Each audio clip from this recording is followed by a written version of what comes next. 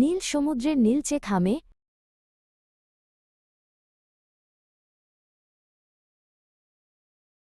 3 মাস নিরন্তর text, audio call আর video চ্যাটের পর আজ সেই মাহেন্দ্রক্ষণ।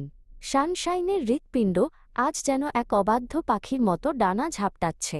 আয়নার সামনে দাঁড়িয়ে সে বারবার নিজেকে দেখছে। আজ প্রথম হিমালয়ের মুখোমুখি হবে সে। ফোনের স্ক্রিনে শেষবারের মতো হিমালয়ের পাঠানো মেসেজটি দেখে সে একটু হাসল। সাদা রঙের একটি স্পোর্টস গাড়ি এসে থামল সানশাইনের বাড়ির দোরগোড়ায়। জানলা দিয়ে মুখ বাড়াল হিমালয়। ডিজিটাল পর্দার ওপারে দেখা সেই পরিচিত হাসিটা আজ রক্তমাংসের শরীরের সামনে দাঁড়িয়ে। সানশাইন এক মুহূর্তের জন্য থমকে দাঁড়াল, তারপর ধীর পায়ে এগিয়ে গেল সেই গাড়ির দিকে যে তাকে নিয়ে যাবে এক নতুন অভিজ্ঞতার পথে। গাড়ির ভেতরে হালকা চন্দন আর পারফিউমের সুবাস। হিমালয় স্টিয়ারিং ধরে আছে, কিন্তু তার দৃষ্টি বারবার পাশের আসনে বসা সানশাইনের দিকে চলে যাচ্ছে। শহরের কোলাহল ছাড়িয়ে তারা এগিয়ে চলেছে দিগন্তের দিকে। 3 মাসের জমানো কথাগুলো আজ যেন হঠাৎ করেই হারিয়ে গেছে, শুধু রয়ে গেছে এক মধুর নিস্তব্ধতা যা তাদের আরও কাছে টেনে নিচ্ছে।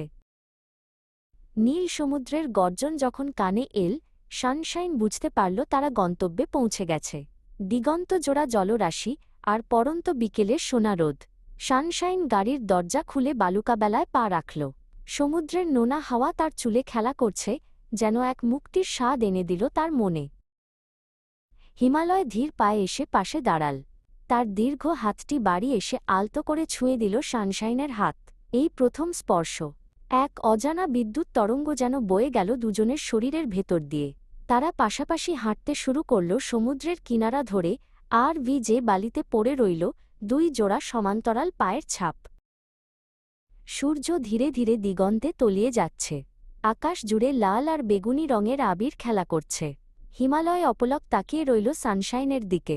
সমুদ্রের বিশালতার চেয়েও তার চোখের সামনে দাঁড়িয়ে থাকা মানবীকে আজ অনেক বেশি রহস্যময় আর সুন্দর মনে হচ্ছে তার কাছে। এই সন্ধ্যাটা তাদের জন্য এক নতুন অধ্যায়ের সূচনা। সমুদ্রতীরবর্তী সেই নির্জন রিসোর্ট। রুমের ভেতর প্রবেশ করতেই এক নিবিড় আর উষ্ণ পরিবেশ তাদের ঘিরে ধরল। বাইরে সমুদ্রের গর্জন শোনা যাচ্ছে, কিন্তু ঘরের ভেতরে এখন এক অদ্ভুত নীরবতা। হিমালয় ধীর পায়ে এগিয়ে এসে সানশাইনের ঠিক পেছনে দাঁড়াল।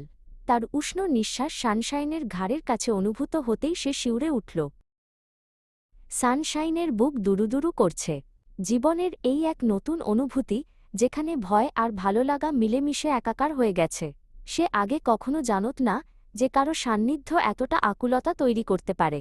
হিমালয় তার 2 হাত নিজের হাতের মুঠোয় নিল, যেন নিঃশব্দে তাকে অভয় দিচ্ছে।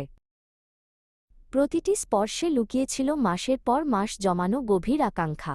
হিমালয় যখন আলতো করে সানশাইনকে কাছে টেনে নিল, সানশাইনের সব জড়তা নিমিষেই কেটে গেল।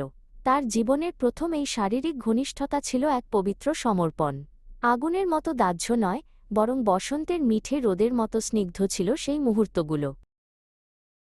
রাত বাড়লে সমুদ্রের গর্জন আরও গভীর হয়ে ওঠে। জানলা দিয়ে আসা চাঁদের আলোয় ঘরটা এখন মায়াবী হয়ে উঠেছে। সানশাইন হিমালয়ের প্রশস্ত বুকে মাথা রেখে শুনতে পেল এক ছন্দময় শব্দ, ভালোবাসার হৃদস্পন্দন। আজ থেকে তাদের 3 মাসের ডিজিটাল পরিচয়টা এক পূর্ণাঙ্গ ও নিবিড় পরিণতির দিকে নতুন যাত্রা শুরু করল।